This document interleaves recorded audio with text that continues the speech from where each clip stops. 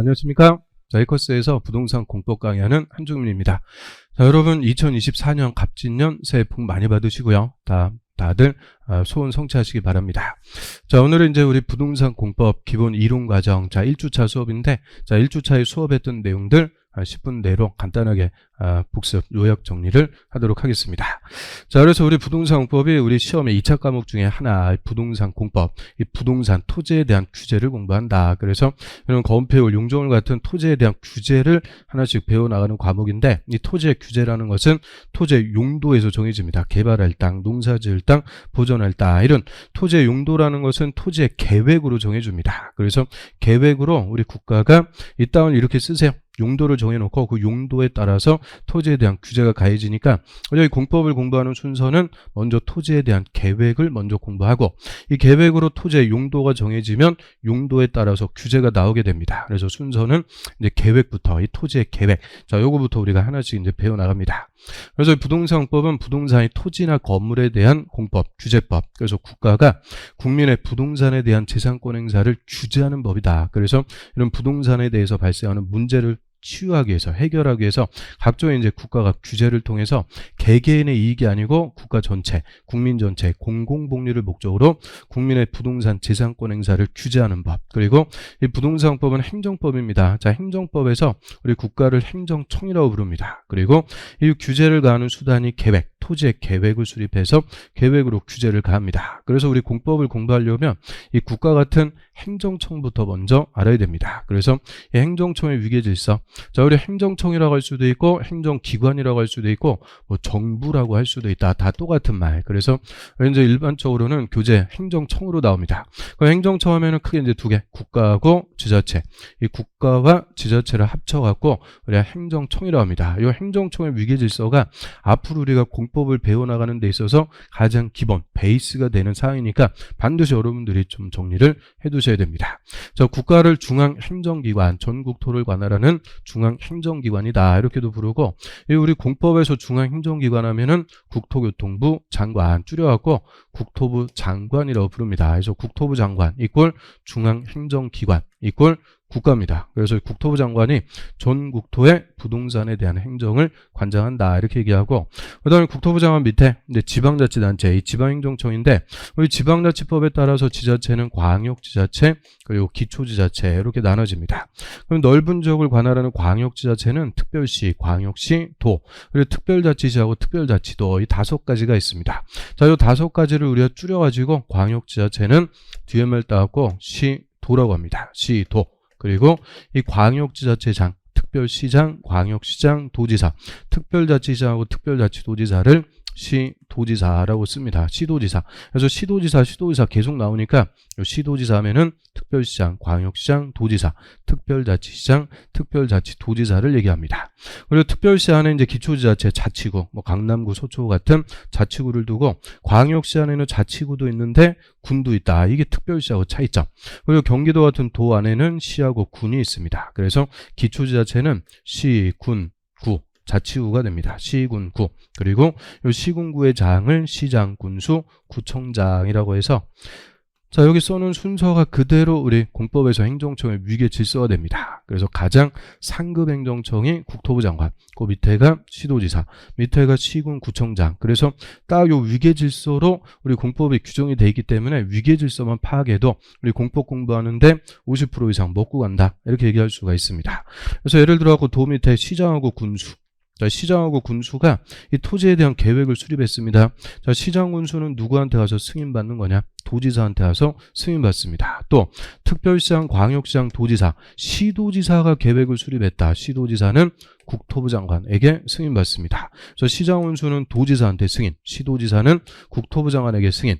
절대 시장 운수가 한 달이 뛰고 국토부 장관한테 가서 승인받고 이런 거 없다. 그래서 무조건 우리 공법은 딱 위계질서, 국토부 장관, 시도지사, 시장 운수, 요 위계질서로 딱 규정이 됩니다. 그리고 특별자치시하고 특별자치도는 광역지자체인데 특징, 기초를 두고 있지 않다. 기초가 없기 때문에 기초지자체장의 권한도 같고 광역지자체장의 권한도 다 같습니다. 그래서 이 특별자치시장하고 특별자치도지사는 안 나오는 데가 없으니까 위계질서, 광역지자체 그 정도 위계질서만 파악해놓고 이하에서는 생략해도 무방합니다. 그래서 이런 지자체, 이 행정청의 위계질서, 자, 요거부터 파악하시고, 그 다음에 지방자치단체, 여기서 키워드는 자치, 이 자치라는 말이 스스로 통치해 나간다 계획인데, 우리 공법에서는 자치를 결정권이라고 합니다. 결정권. 이 계획을 사인해 놓고 결정한 대로 집행하면서 관할구역을 만들어 나갈 수 있는 권한, 이거를 결정권 이꼴 자치권이라고 해서 원칙적으로 결정권, 자치권은 시, 도지사였습니다. 특별시장, 광역시장, 도지사가 결정권을 갖고 관할구역을 스스로 통치해 나갈 수가 있는데, 이 결정권의 개념에서 우리 도 밑에 있는 시, 자, 요 기초시, 자, 요를 다시 두 가지로 구분. 인구 50만을 기준으로 해서 50만 이상인 시를 대도시, 50만 미만일 때 일반시. 그래서 50만 이상인 대도시의 시장, 뭐 수원시장, 용인시장, 이런 대도시장한테도 광역시로 승격을 안 시켜주는 대신 폭넓게 자치권, 이 결정권을 인정을 해주게 됩니다. 그래서 우리 공법에서 결정권자 하면은 시도지사 또는 대도시의 시장이 된다. 이 시도지사, 대도시장이 계획을 결정해서 결정한 대로 관할구역을 다스려 나갈 수가 있게 됩니다. 그리고 우리 공법에서는 이제 토지에 대한 계획을 수립해서 계획에 따라서 토지용을 규제합니다. 그래서 이 계획을 수립하는 관할구역의 단위라고 할 때 이 계획을 수립하는 단위를 관할구역, 자, 관할구역이라고 할 때는 특별시하고 광역시, 특별시, 광역시 관할구역 단위로 토지의 계획을 수립합니다. 그러면 같은 급은 도인데 이 도는 너무 범위가 넓어지기 때문에 도가 아니고 도 밑에 시하고 군으로 와서, 자, 특별시, 광역시, 시 또는 군, 특광시군 관할구역 단위로 이 토지에 대한 계획을 수립해서 계획에 따라서 우리 국민들이 토지를 이용하고 개발하는 것을 규제하게 됩니다. 그래서 이런 국가하고 지자체를 합쳐갖고 우리가 행정청, 자, 행정청이 국민의 부동산 재산권 행사를 규제하는 법을 통칭해갖고 공법이다라고 합니다.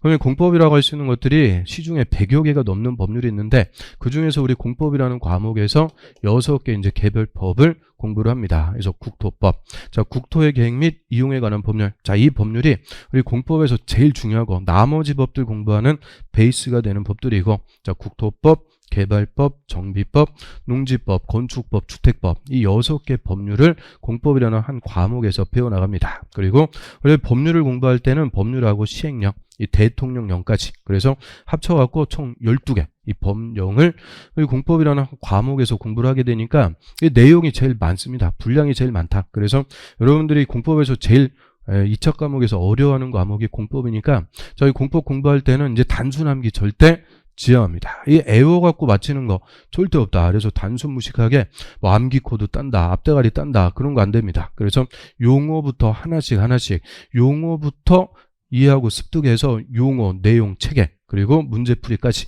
이게 용어부터 하나씩 익히는 게 늦는 것 같지만 이게 가장 합격의 지름길이 됩니다. 그래서 용어가 절대 이게 쉽지가 않으니까 용어부터 자꾸 보고 듣고 떠들고 하여튼 용어부터 하나씩 익혀나가는 게 합격의 지름길이 됩니다. 그리고 내용이 제일 많기 때문에 효율적으로 공부하셔야 됩니다. 난이도 상짜리, 이거는 때려 죽여도 맞힐 수가 없는 거니까 난이도 중하, 우리가 맞힐 수 있는 문제, 제가 수업하면서 수업하는 내용, 그것만 여러분들은 집중해서 확실하게 공부를 해주시면 된다. 그래서 난이도 중하, 요거 맞춰갖고 공법은 뭐 50점만 맞으면 합격하는 거니까 50점 한 개 맞고 한 개 틀리고 이렇게 할 수 있게끔 제가 수업하는 내용만 여러분들 집중해서 공부를 해주시면 되고, 하여튼 끝까지 같이 공부하면 다 합격합니다. 자기도 와, 어떻게 합격했을까 의문스럽지만 합격은 다 한다. 그래서 요 커리큘럼 맞춰갖고 잘 끝까지 같이 공부해서 올해 시험에 35회 시험에 다 합격하도록 합니다.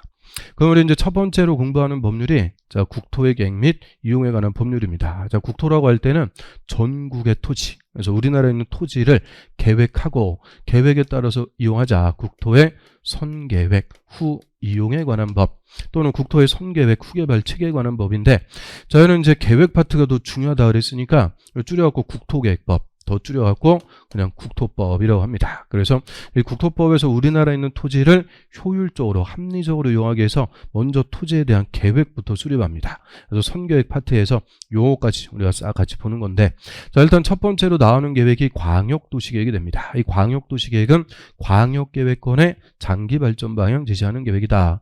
자, 광역이라고 할 때는 하나가 아니고 2개 이상, 그래서 2개 이상의 관할구역, 특별시, 광역시, 시 또는 군, 저는 2개 이상의 특광시군을 하나의 계획권으로 묶어주고, 그리고 이 광역계획권에 속하는 2개 이상 도시 간의 기능 분담입니다. 기능 분담을 통해서 같이 한번 발전시켜보자 하는 것이 광역도시계획. 그래서 이 광역도시계획은 광역계획권이 지정됐을 때만 수립하는 특수한 토지의 계획이다라고 합니다. 일반에서 우리 국토에 빠짐없이 수립되는 일반적인 토지계획을 도시군계획이라고 하는데, 자, 우리 국토법에서 도시군 하면은 특별시, 광역시, 시. 자, 요거를 도시, 그리고 군은 그대로 군. 그래서 특광시군, 관할구역 단위로 수립하는 토지계획을 도시군계획이라고 하고, 이 도시군계획은 다시 종류가 2가지. 도시군 기본계획, 도시군 관리계획. 그래서 기본계획, 관리계획 2개를 합쳐갖고 우리가 도시군계획이라고 합니다. 그럼 먼저 이 도시군 기본계획은 도시군, 특광시군, 관할구역 단위로 장기 발전 방향, 그래서 관할구역 단위로 지역의 특성 이런 것들 고려해서 생활권을 설정해 놓고 그 생활권에 맞게 토지를 발전시켜 나가자. 그러면 광역도시계획이나 도시군 기본계획 다 장기 발전 방향 지시한다 이렇게 표현합니다.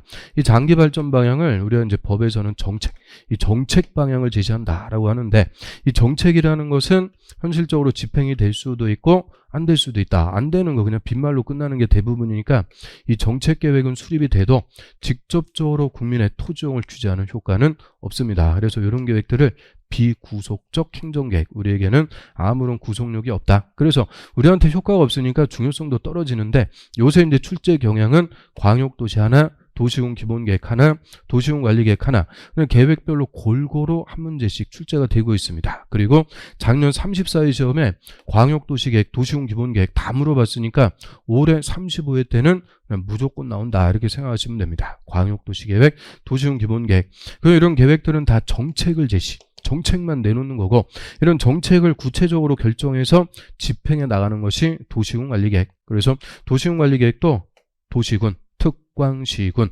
관할구역을 구체적으로 관리하는 계획이다. 관리 풀어서 얘기하면 관할구역의 토지를 새로 개발할 수도 있고, 정비, 재개발할 수도 있고, 보존할 곳은 보전, 개발하고 정비하고 보전. 자, 이거를 구체적으로 집행. 그리고 집행과 관련해서 도시군 관리계획은 수립이 되면 직접적으로 우리한테 이제 이 규제를 가하는 효과가 발생하는 구속적 행정계획입니다. 우리에게 직접적으로 규제를 가하는 효과가 있으니까 반드시 우리가 알아야 되고, 특히 이 토지의 전문가라고 할 수 있는 중개사는 무조건 알아야 된다. 그래서 도시군 관리계획이 토지계획 중에서는 가장 핵심이 되는 계획인데, 그럼 일단 이 계획들도 위계질서라는 게 있습니다. 상위계획과 하위계획, 위계질서가 있고, 자, 우리 이제 제일 상위계획이라고 할 때는 국가계획이 있습니다. 자, 국가계획은 국토부 장관이 국책사업 학위에서 전국토를 놓고 수립하는 계획을 국가계획이다. 그래서 국가계획, 그 다음에 광역도시계획, 그리고 도시군계획. 자, 이렇게 계획의 위계질서, 상하, 위계질서를 갖게 되는데, 이 계획의 위계질서는 넓은 지역을 놓고 수립하는 게 상위계획이다. 그래서 국가계획은 전국토, 광역도시계획은 2개 이상, 도시군계획은 하나의 관할구역. 내려갈수록 계획을 수립하는 범위가 좁아집니다. 그래서 넓은 지역을 놓고 수립하는 게 더 큰 계획, 상위계획이고, 이런 이제 계획의 위계질서는 크게 우리가 공식화해갖고 3가지 얘기합니다. 상위계획은 하위계획을 수립하는데 지침, 기준이 된다. 그래서 하위계획은 상위계획에 다 부합해야 됩니다. 맞게 수립해야 된다. 그리고 부합하지 않을 때는 상위계획이 우선한다. 그래서 요 3개를 계획의 위계질서. 그래서 상위계획은 하위계획의 지침, 하위계획은 상위계획의 부합, 그리고 부합하지 않을 때는 상위계획이 우선. 그럼 요 위계질서에 따라서 우리 국가계획, 광역도시계획, 그리고 도시군계획도 기본계획, 관리계획. 자, 요 도시군관리계획이 위계질서상 가장 하위 계획인데 중요성은 제일 큽니다. 이유는 도시군관리계획까지 내려와야 비로소 집행이 되면서 우리한테 직접적인 효과가 발생. 그래서 이런 이제 상위 계획에서 제시해준 각종의 정책을 구체적으로 뭐를 집행할 거냐, 주민의 의사, 예산 이런 것들 고려해서 이 도시군관리계획으로 6가지 내용으로 결정을 합니다. 그래서 이 도시군관리계획 결정하는 내용. 자, 요게 첫 번째로 잘 물어보는 논점. 그래서 6가지 용, 기, 도, 지, 입 6가지로 모든 정책을 다 결정해서 집행을 합니다. 일단 용도지역, 용도지구, 용도구역을 지정하고 변경합니다. 자, 용도지역, 용도지구, 용도구역 다 용도 쓰임새인데, 자, 뭐의 쓰임새다? 토지.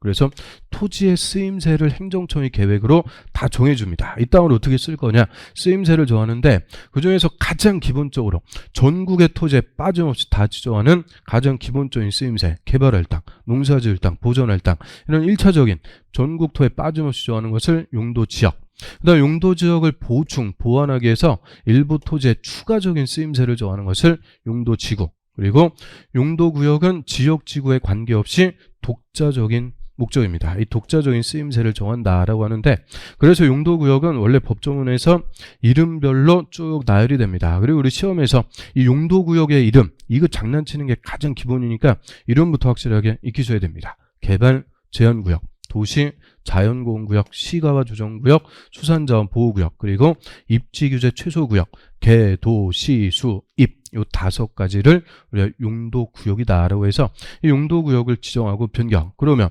용도지역, 용도지구, 용도구역을 도시군관리계 결정해서 땅에다가 지정을 합니다. 지정하게 되면 이제 효과, 이 용도에 맞게 토지를 써라, 우리한테 직접적으로 규제, 이 행위제한이라는 직접적인 효과가 발생. 그래서 행위제한을 통해서 토지를 그 용도에 맞게 합리적으로 효율적으로 이용하지 않은 제도인데, 자, 용도지역이 지정이 되면은 행위제한 딱 3개 제한합니다. 용도지역은 건축제한, 건폐율, 용적률. 이 땅에 어떤 건물을 어떤 크기로 몇 층까지 건축할 수 있는지 딱 3가지, 건축 제한, 건폐율, 용적률 제한, 3가지 행위 제한하는 거고, 이 용도지역의 행위 제한을 강화하거나 완화하는 게 용도지구입니다. 그래서 용도지역의 행위 제한을 더 세게 할 수도 있고 완화 풀어줄 수도 있는데, 주로 개별적인 건축을 규제, 건물의 높이, 구조, 외관, 이런 건축 제한을 통해서 용도지역을 보완해주는 역할, 그게 용도지구. 그 다음 용도구역은 용도지역, 용도지구의 제한을 강화하거나 완화해서 아예 따로 정합니다. 이 용도구역별로 그냥 행위 제한을 다 각각 따로 정해서 이런 독자적인 쓰임새, 독자적인 목적을 달성한다. 그래서 일단 관할구역의 토지에 용도지역, 지구, 구역부터 정해서 토지 쓰임새, 이 땅을 어떻게 쓸지 쓰임새부터 딱 정해주는 것이 첫 번째입니다. 그 다음에 세 번째로 기반시설을 설치, 정비, 개량. 자, 우리 기반시설은 이제 인프라, 주민들 생활할 수 있게끔 도로, 철도, 상하수도, 학교, 공원 등등등 갖춰줘야 되는 시설이고, 저희 기반시설이 47가지가 있습니다. 이 47개 중에서 뭐를 하나 설치할 거냐, 이 47개 중에서 하나를 구체적으로 설치하기로 도시군관리계 결정. 그럼 그때부터는 이름을 도시군계획시설이라고 부릅니다. 그래서 결정하기 전까지 뭐 도로, 철도, 상하수도 통칭하고 기반시설, 이 기반시설 중에서 하나를 결정하면은 그때부터는 도시군계획시설. 그리고 결정한 도시군계획시설을 구체적으로 설치하는 사업, 도시군계획 시설 사업을 시행해서 관할구역의 도로라든지 지하철 이런 것들을 설치할 수가 있게 됩니다. 그리고 네 번째로 도시개발 사업, 요거는 신도시 개발, 정비사업은 구도시 재개발. 그래서 신도시 개발을 하든 구도시 재개발을 하든 다 도시군관리계획으로 결정해서 구체적으로 집행합니다. 그래서 3번하고 4번에서 사업이 또 3개가 나옵니다. 자, 시설사업하고 그리고 개발사업, 그리고 정비사업. 자, 이게 각각의 사업들인데 공통점, 도시군관리계획을 구체적으로 시행하는 사업이다. 공통점이 있으니까 이 3개의 사업을 묶어갖고 도시군계획 사업이라고 부릅니다. 도시군관리계획을 시행하는 사업, 시설사업, 개발사업, 정비사업 3개 사업을 합쳐갖고 도시군계획 사업. 이 중에서 이 시설사업 예만 절차를 우리 국토법에서 대표적으로 규정하고, 개발사업의 절차는 도시개발법, 정비사업의 절차는 도시 및 주거정비법에서 각각 따로 빼갖고 규정을 합니다. 그래서 우리 국토법 끝난 다음에 개발법, 정비법에서 개발사업, 정비사업은 따로 이제 배우게 됩니다. 그리고 5번째, 지구단위 계획구역 지정하고 여기에 지구단위 계획을 수립하는데, 이 지구단위 계획구역이든 지구단위 계획이든 이 지구자 붙으면 용도, 지구도 요 지구자 붙으면은 다 의미는 일부입니다. 그래서 특광시용 관할구역에 일부를 지칭할 때는 지구. 그래서 일부 단위로 수립하는 도시군관리계획을 지구단위 계획. 여기서 일부는 쉽게 얘기하면 동네입니다. 그래서 이 동네 단위로 수립하는 계획이 지구단위 계획. 그래서 예를 들어서 우리 서울특별시 관할구역에 전부에다 수립할 때는 그냥 서울특별시 도시군 관리계획. 근데 서울특별시의 일부 서초동에다가만 수립했다. 이때는 서초동 지구단위계획. 그래서 관할구역의 일부 동네 단위로 수립하는 계획이 지구단위계획. 그럼 무슨 동네 지구단위계획 수립할지 먼저 지구단위계획 구역부터 지정하고 여기에 지구단위계획을 수립합니다. 그래서 이 지구단위계획은 관할구역의 일부를 체계적이고 계획적으로 개발을 하기 위해서 수립하는 도시군 관리계획이다라고 하고, 그다음 6번에 입지규제 최소구역 지정하고 여기에 입지규제 최소구역 계획을 또 수립하는데, 자, 입지규제 최소구역은 일단 본질은 뭐냐? 용도구역의 하나입니다. 이 용도구역인데 2번에다 갖다 쓴 게 아니고 6번에 따로 뺐다. 이유는 얘는 종래 용도구역처럼 개발을 억제 못하게 하려고 정하는 게 아니고 개발을 하려고. 그래서 입지규제, 건축에 관한 규제를 다 풀어준다. 최소. 그래서 100층짜리 건물도 지으면서 이런 집중적으로 개발해서 도시 정비, 재개발을 촉진하거나 지역 거점을 육성, 개발을 하기 위해서 정하는 용도구역입니다. 그리고 입지규제 최소구역이라는 용도구역의 행위 제한을 따로 정하기 위해서 수립하는 계획을 입지규제 최소구역 계획이라고 합니다. 그래서 입지규제 최소구역 계획은 입지규제 최소구역의 행위 제한 등에 대해서 따로 정하는 도시군 관리계획. 그래서 지구단위계획, 입지규제 최소구역 계획 다 도시군 관리계획이 됩니다. 그래서 용, 기, 도, 지, 입 6가지. 이 모든 정책을 6가지로 결정해 놓고 구체적으로 집행하면서 이제 내 땅인데 내 마음대로 못 쓰게 제한. 그리고 이런 사업을 하면서 내 땅 팔기 싫어도 강제적으로 국가가 뺏어가는 수용. 직접적으로 우리에게 구속력이 발생하는 구속적 계획인데, 저희 도시군관리계획 내용 중에서 특히 우리 시험에 잘 물어보는 게 기반시설입니다. 이 기반시설이 47가지가 있는데 요거를 교통시설부터 환경기초시설까지 7가지로 분류해놓고 이거 어디에 속하는 겁니까? 우리 시험에 아주 잘 물어보는 논점이 됩니다. 그래서 교통시설에 도로, 철도, 항만, 공항, 주차장, 이 교통과 관련되는 것들, 그리고 공간시설에는 광장, 공원, 녹지, 유원지, 일정한 공간을 차지하는 것들, 그다음 유통공급시설은 공급해주는 것들, 유통업무 설비, 수도, 전기, 가스, 방송, 통신, 그리고 공동구. 자, 우리 공동구라는 것은 지하 매설물, 수도, 전선, 통신선, 이런 지하 매설물을 공동 수용하기 위해서 지하에 설치하는 큰 터널, 시설물을 공동구, 공동구 안에 수도, 전기, 가스 다 들어가니까 다 공급시설입니다. 그리고 공공문화체육시설에 학교 있습니다. 학교. 그리고 공공청사, 문화시설, 체육시설. 그래서 앞글 졌다 갖고 공공문화체육시설인데 학교. 요 학교도 공공문화체육시설이다. 이것도 다 32회 때 그대로 기출입니다. 그 다음 방제시설은 재해를 예방하는 것들, 하청, 홍수 예방, 유수지, 저수지 이런 것들 가뭄 예방, 방화 설비해갖고 재해를 막는 거, 이게 방제시설. 그 다음 보건위생시설은 장사시설, 장례식장, 화장장, 낙골당 이런 죽는 거, 이 죽는 것과 관련되면 보건위생시설. 그 다음 환경기초시설, 얘가 맨 밑에 있어갖고 우리 시험에 무려 3번이나 기출문제 정답. 그래서 하수도는 환경기초시설입니다. 자, 요게 딱 스타트였는데 상하수도는 유통공급시설이다. 틀립니다. 상수도는 공급, 하수도는 환경기초시설.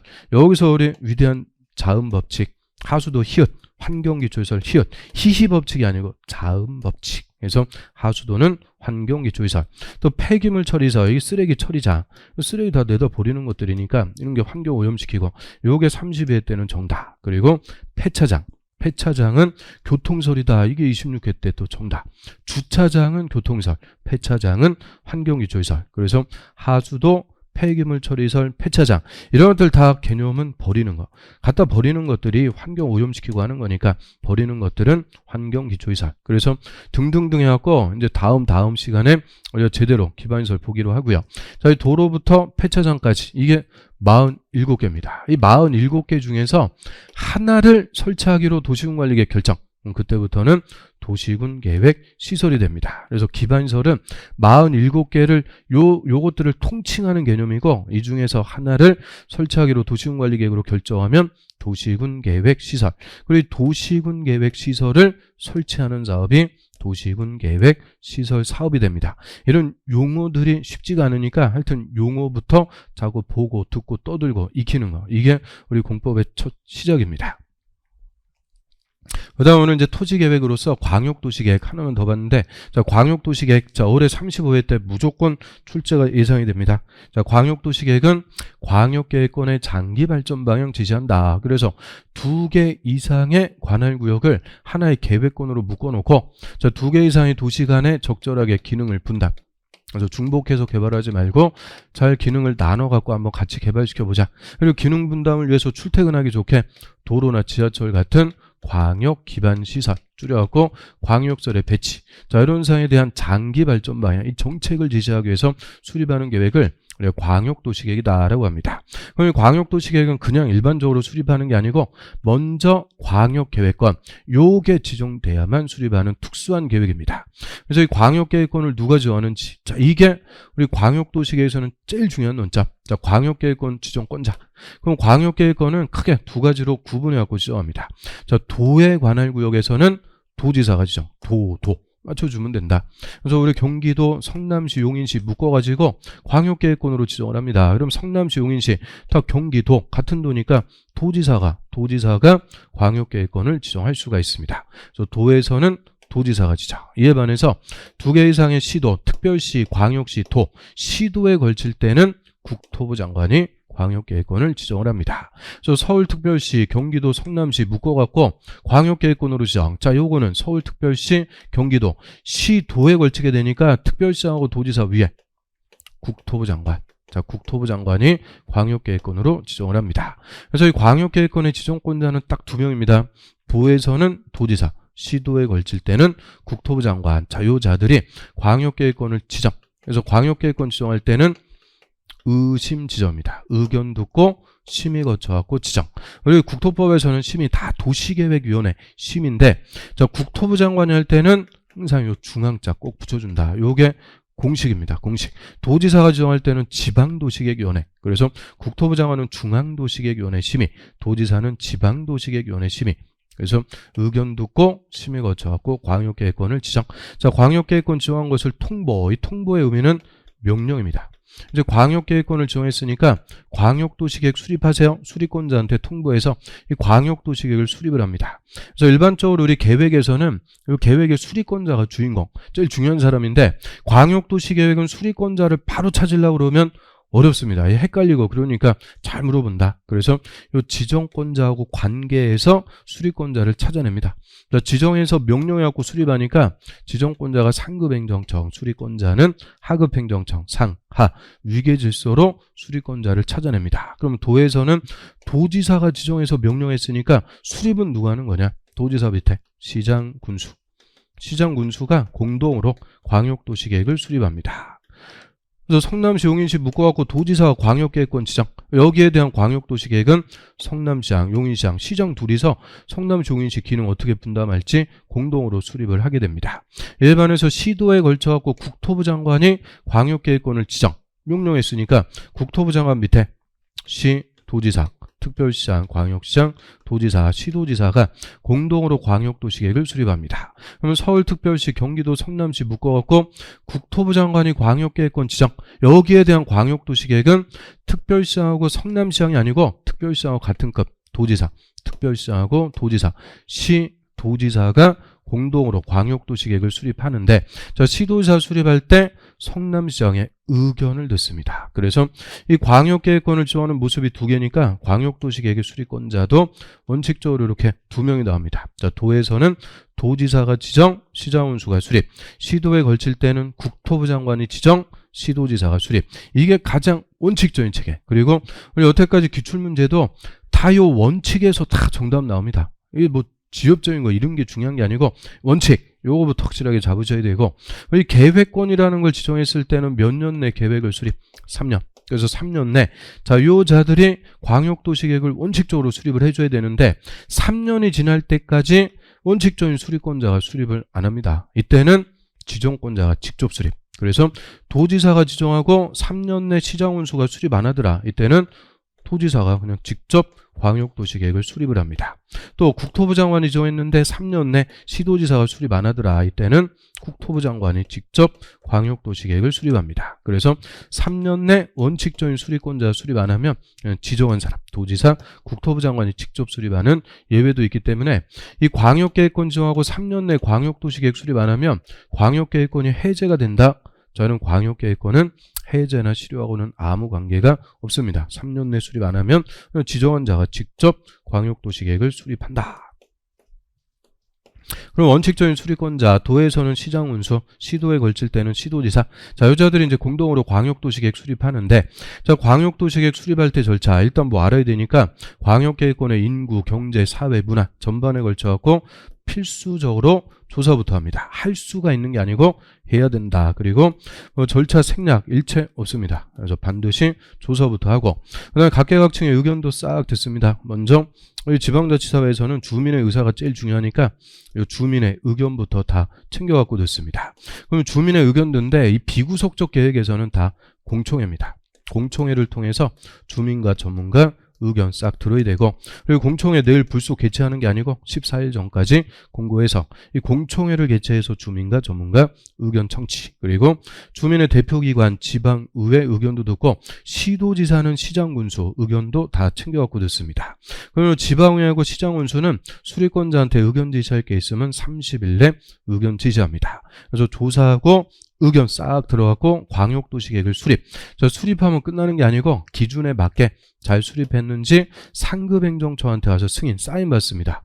그럼 우리 계획별로 수립권자는 다 달라도 기준은, 이 수립의 기준은 무조건 누가 정해주는 거냐? 국토부 장관. 그래서 우리 공법에서 기준을 정해준다 그러면 무조건 국토부 장관이 정해줍니다. 그래서 국토부 장관이 정한 기준에 맞게 수립권자가 광역도시계획을 잘 수립했는지 상급행정처한테 승인받습니다. 그래서 시장군수는 바로 위에 도지사한테 와서 승인.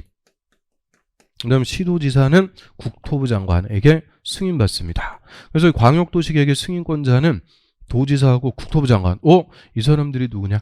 광역계획권의 지정권자가 됩니다. 그래서 이 지정권자한테 그대로 승인받습니다. 그래서 이 광역도시계획에서만 권한자, 지정권자, 수립권자, 승인권자 그냥 세 번이나 나오는데 이걸 다 외울 수가 없습니다. 그래서 절대 우리 공법은 암기하는 거 아니고 철저한 이해 과목이다. 이해가 되면 암기할 게 확 줄어듭니다. 그러면 광역도시계획은 이 지정권자 딱 요 두 사람, 요 두 명만 우리가 외워두면 게임 끝납니다. 그래서 도에서는 도지사가 지정, 시장군수, 도지사보다 하급, 시장군수가 수립해서 다시 도지사한테 와서 승인. 시도에 걸칠 때는 국토부 장관이 지정, 밑에 시도지사가 수립해서 다시 국토부 장관한테 와서 승인. 즉 지정권자만 파악이 되면 수립권자는 하급행정청, 다시 지정권자한테 승인. 그래서 다 지정권자로 통하는 거니까 이 지정권자 딱 두 명만 외워두시고 나머지는 다 이해로 끝납니다. 이해. 그럼 이 지정권자가 승인권자가 되니까 도지사나 국토부 장관, 이 지정권자가 직접 광역도시계획 수립했을 때는 승인 자체가 없습니다. 원칙적인 수립권자, 자, 요자들만 도지사, 국토부 장관에게 승인받고, 자, 승인권자가 광역도시계획 승인하려면 관계 행정기관에 장하고 협의, 그리고 도시계획위원회 심의, 협의, 심의 거쳐갖고 광역도시계획 승인, 사인을 해줍니다. 근데 국토부 장관이 승인할 때는 협의하고 심의 앞에 역시 공식처럼 중앙 꼭 붙여줍니다. 그래서 국토부 장관은 중앙행정기관하고 협의, 중앙도시계획위원회 심의 거쳐갖고 승인. 도지사가 승인할 때는 지방하고 협의하고 심의. 근데 지방은 뭐 굳이 안 붙여도 되니까 요 국토부 장관이 할 때는 반드시 중앙자 붙여준다. 꼭 요거는 공식처럼 정리를 해두셔야 됩니다. 그래서 협의 심의 거쳐갖고 승인권자가 광역도시계획 승인 사인했으면 다시 승인한 서류를 수립권자한테 송부. 그래서 송부받은 수립권자가 광역도시계획 이렇게 수립됐습니다. 우리한테 공고하고 열람, 공람 보여주게 되는데, 자, 이 협의 요청을 받은 행정기관의 장 승인권자에게 30일 내 의견 제시, 그리고 송부받은 수립권자 우리에게 공고 열람, 공람 기간도 30일 이상. 그래서 우리 계획 파트에서 숫자 물어보면 다 30일인데 공청회만 14일. 그래서 계획 쪽에서 숫자 뭐 어려운 거 아니고 다 30일 요 공청회 주민의 의견 청취 관련해서만 14일이 됩니다. 그래서 이게 뭐 절차를 우리 시험에 물어보고 그러는 거 아니니까 기, 공, 의, 수, 협심, 승공 이런 식으로 악을자 따갖고 애우고 그럴 필요는 없습니다. 그래서 그냥 수립해갖고 승인받는다. 그리고 다시 송부받아갖고 수리권자 우리에게 공고 열람 이런 절차만 개략적으로 파악을 해주시면 되고 논점, 조사할 수가 있는 게 아니고 해야 된다. 그리고 주민의 의견 청취는 공청회를 통해서 든다. 이런 논점을 갖고 물어봅니다. 그래서 이런 광역도시 계획을 수립하는 것까지 자, 우리 첫 주에 이제 쭉 수업한 내용들 한번 복습을 해봤습니다. 자, 다음 시간에는 이제 도시군 기본계획, 도시군 관리계획 이어서 이런 토지에 대한 계획들 쭉 보도록 하겠습니다. 자, 이상으로 복습 강의 마치도록 하고요. 다음 시간에 또 건강한 모습으로 뵙도록 하겠습니다. 자, 수고하셨습니다.